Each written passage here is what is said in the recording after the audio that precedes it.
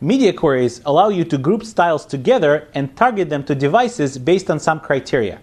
For example, you could target a device by its width, its height, or orientation, like landscape or portrait. Of course, one of the most obvious differences between viewing a website on a desktop browser and your cell phone is the screen size. Remember that using CSS, you have the power to produce very different web page layouts from the same HTML. Remember cssgarden.com?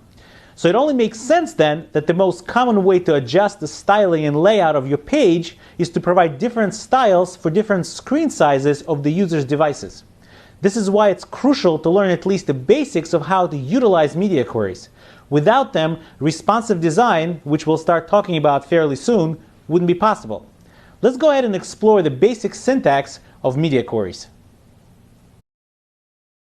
A media query starts with the keyword @media, and then it is followed by a media feature and followed by curly braces. Within those curly braces, you have your styles. It's basically like a style sheet within a style sheet.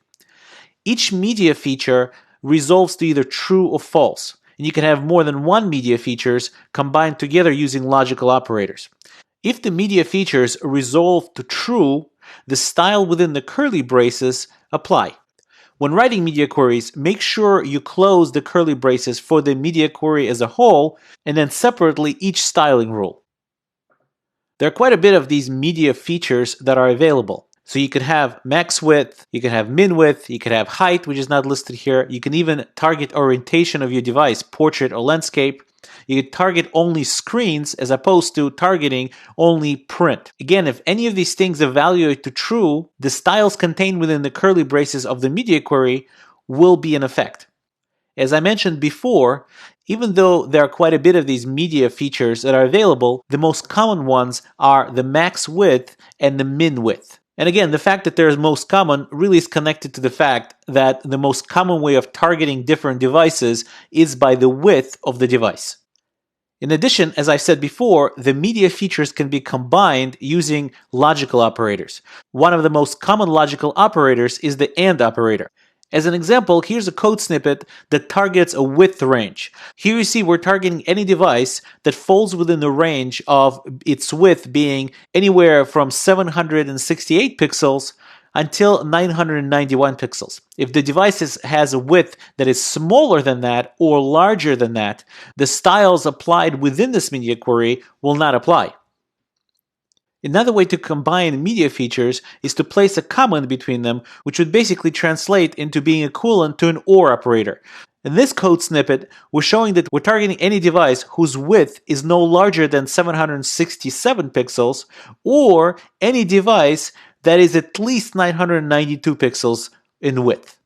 Now, practically speaking, when you approach responsive design and responsive layouts, the most common logical operator is the AND operator. So if you know that operator, you're in pretty good shape. Now, before we jump into a code example, I'd like to show you a very common approach how you structure media queries within your style sheet. What usually happens is you have a few of these media queries, but you almost always start with some base styles. Base styles will apply across the board, no matter what screen size you actually are viewing the website on. And then you go ahead and start targeting a particular screen size by either changing some of the properties of the base styles or adding something else to them, or maybe taking something away.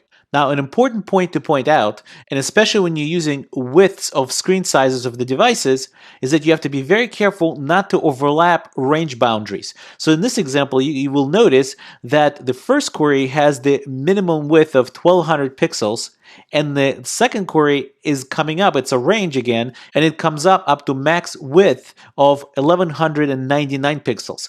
If I were to say 1200 pixels, it will mean they're always inclusive. It will mean that both sets of styles will apply, and most probably things will be pretty messy and very hard to maintain.